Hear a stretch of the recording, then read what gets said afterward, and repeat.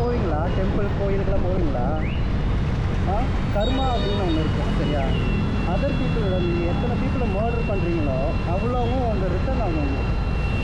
இந்த கர்மா அப்படிங்கிறது பீப்புள் வந்து death, murder, accident, suicide, pain, left, fear, அது எல்லாமே நீங்கள் டெம்பிளுக்கெலாம் போயிருக்கீங்களா?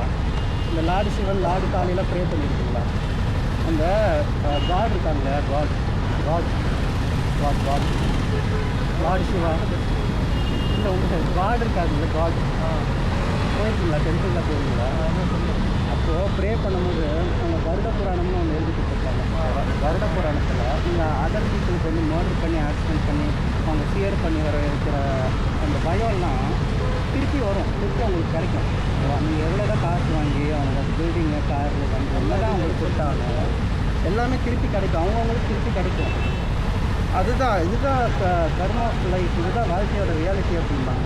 இப்போ எல்லாம் கவர்மெண்ட் ஆஃபீஸு, கடவுள் நாங்களாம் கடவுள், நீங்கள் என்ன வேணால் வேலை செய்யுங்க. ஆனால் நாளைக்கு உனக்குன்னு ஒரு குலப்பட்டி இருக்கு இல்லையா?